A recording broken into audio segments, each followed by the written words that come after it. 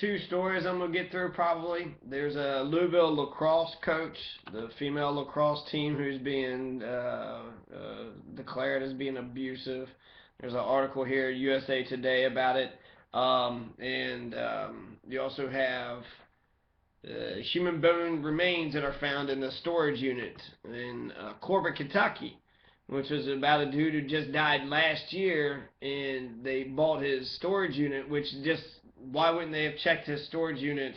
Why wouldn't the police officers have checked his storage unit? Like, why would that not have came up? The wife is missing 16 years ago, and now they found it in the husband's storage unit.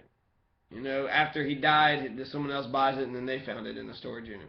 So I'm going to talk about that story, and I'm going to talk about the Louisville lacrosse coach. But first, I want to actually play this clip of a C-SPAN interview of Steve Beshear talking about the Affordable Health Care Act and about a caller from Kentucky. Are going to be covered for the first time, and that every policy will now have to have in every state. And so the story of the Affordable Care Act is the story of folks like Randy. From London, Kentucky, this is Russell, Republican line. Russell, are you there?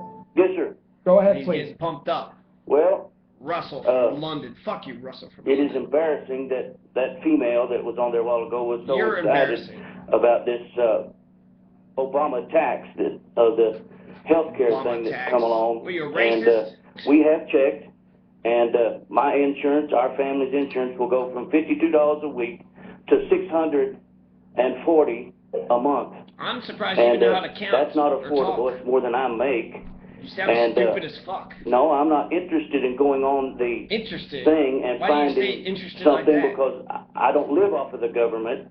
All they're doing is trying to tax us working people so that wetbacks, illegals, and Muslims and everything else, people that don't want work, There it is. can have free insurance and expect all the rest of us to pay for it. There it is. Wetbacks and Muslims. Well, Russell, what I'd suggest to you is it's all about the goddamn... divorce yourself from the president and Congress and me and anybody else and just think of... So that's Steve Beshear just kind of brushing over his whole wetbacks and Muslims who's just taking all free healthcare. What kind of fucking healthcare plan you think this is? You think, I mean, how many Muslims is in fucking London, Kentucky? How many Mexicans are in London, Kentucky? I'm gonna fucking look this shit up right now. There's demographics, there's 2000 data on Wikipedia. They need to update them, but I think it gives a pretty good indication of what we're looking at here. London, Kentucky. It's a fourth-class city in Laurel County, Kentucky. It's a seat. London's a seat, right? So it's southeast. Okay, so it's in Laurel County. It looks like it might be close to Clay County, Owsley County, the poorest, most Republican, most poorest counties in the whole, state, and actually the whole country. Poorest county in the whole country. Okay, like the whole country. Upon the establishment of Laurel County, excuse me. So demographics, the census of 2000, there's 5,700 people. So 5,700 people, and the so the races, okay. This stupid Russell, you stupid fucking white supremacist piece of shit bitch. You fucking low-life motherfucker, okay? Dumb fucking Russell out of London, Kentucky. Look at your fucking demographics, Russell. As of the census of 2000, there's 5,700 people, 2,400 households, and 1,461 families residing in the city. The population density was 738.1 people per square mile. There are 267 housing units at average density of 347 square mile. The racial makeup of the city is 96.03% white. 96% white. London, Kentucky is 96% white. What the fuck are you talking about, Russell? What fucking wetbacks and Muslims? I'd love to actually find one fucking wetback as a derogatory term for Mexican, right? Or I guess any Hispanic. Who knows what the fucking white supremacists, what they actually think. He thinks wetbacks, he thinks Muslims Muslims are taking all the tax dollars. How many fucking Muslims do you think there are in America? How many are even in London, Kentucky? They're probably point. Say so. Let me carry the racial makeup out, and it'll say how much other that isn't included. There's African Americans, Native Americans, Asians, and nothing's listed for Arabs. I guess Muslims, Arabs. Because he can't fucking tell the difference. It's a religion. Anybody can just pick up the Muslim religion. That could be black folks, right? Malcolm X was a Muslim. Muhammad Ali was a Muslim. So that's just a religion. But he's a fucking racist, and so he's thinking probably terrorism and the war on terror in the Middle East and shit. Is my guess. And so you have the racial makeup of the city is 96% white. So the whole fucking city's white. 96%. My God, that's Lily. Extra translucent Casper the Ghost white. You know what I mean? That's powder white. That's how fucking white that is. It's fucking powder white. Baby powder white. So you have 96, it's guano, okay? So much guano is in London, Kentucky. If there's more Russell's fucking straight up guano. He's white shit, okay? White bat shit.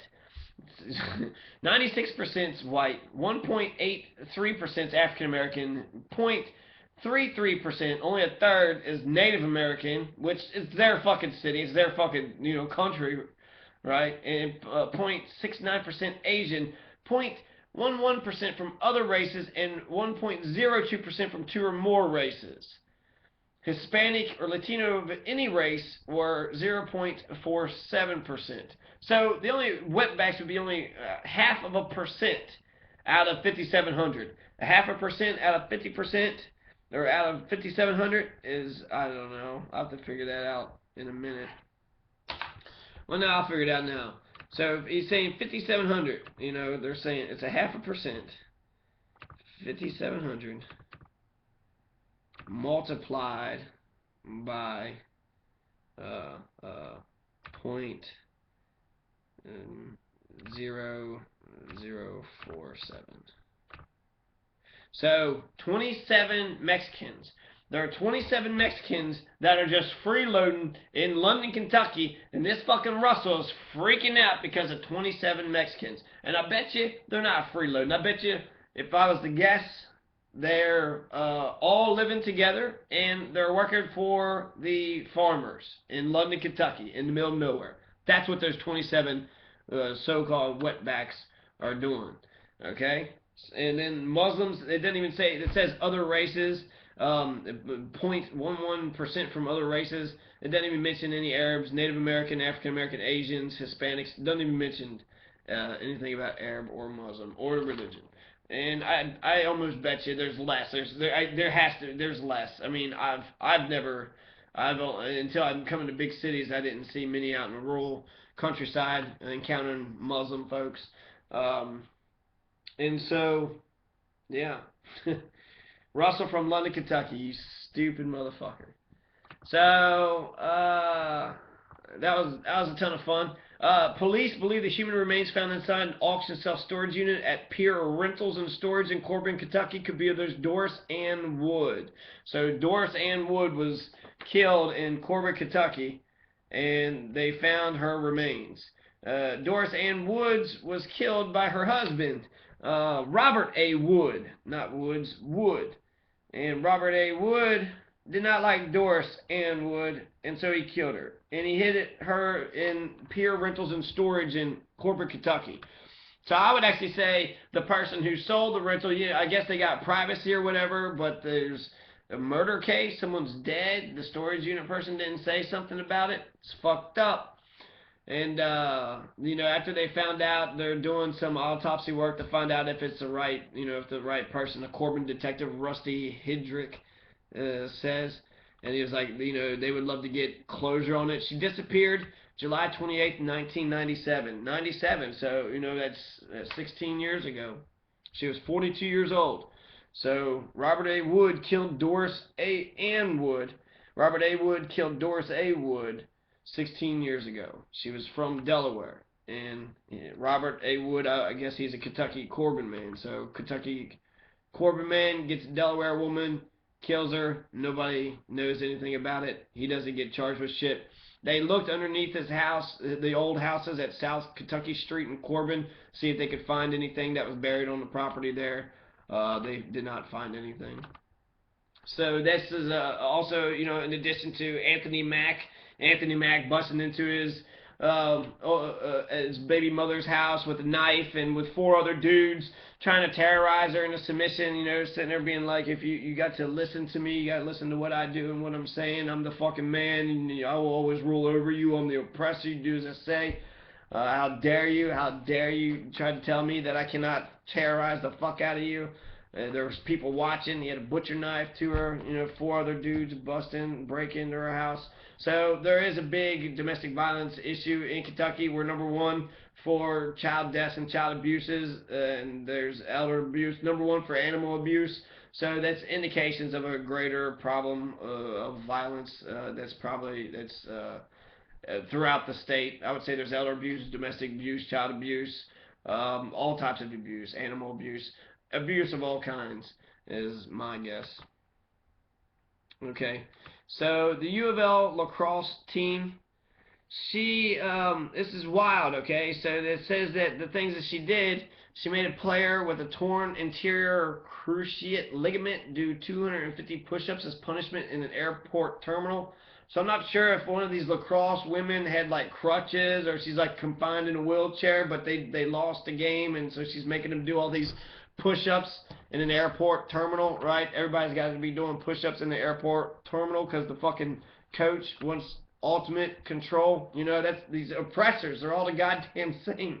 They're the fucking same. So I mean, this shit, she's saying it's to build them up and make them stronger and shit. It could be, but it's also about power and control too. She wants to maintain that power over them even when she's at the airport. And you know, and oppressors love sadistic love. They don't love the person. They just love what they can get out of the person. So this lady, they say Young. Her name is Young. Kellie Young. Okay, so Kellie Young is making, you know, her team do all these push-ups, and then Kellie Young kicked a player off the team when they was on an away game, and when she kicked them off, they left them at the stadium, so they had to get home in order to do, you know, just, you're off the team, sayonara, motherfucker. Two teammates were signing a contract saying they couldn't talk to each other, and Kellie Young also called her players a series of vulgar names, and used vulgar names to refer to their parents. So I'm just going to read as much as I can in the next. This is USA Today article written by Adam Himmelsbach, and it was posted 2 days ago, October 6, 1 p.m. Alright, so it says disturbing culture. Players upset with Kellie Young's action, all of whom attended UofL during the last at least the 2012 and/or 2013 seasons, detailed a disturbing culture that emerged in the shadows of the university's thriving athletics program. They characterized Kellie Young as a controlling and vindictive coach who exploited players' insecurities. Kellie Young, the player said, often made them sit in silence for hours after losses, including on planes and buses. They said she instructed them to shun certain teammates, forbade them from speaking to players who had quit the program, and mocked players who struggled with physical tasks. Kellie Young disputed claims that she told players to shun teammates or mocked players, but she said something did demand silence, telling players not to be giddy and happy-go-lucky after losses, not for hours. Former midfielder Darby Dudley told the Courier-Journal that at an airport after a game in Jacksonville, Florida in 2012, Kellie Young claimed an injured player had a bad attitude, so she made the player, the captains, and other injured players she was with, including the 2 with torn knee ligaments and 1 with a stress fracture, do push-ups in the terminal.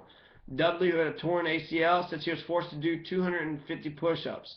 So she had a ripped ACL, and she's torn, and she's doing 250 push-ups. The ACL's in her leg, so you need, you know, I guess it's your arms, but your legs are involved in a push-up.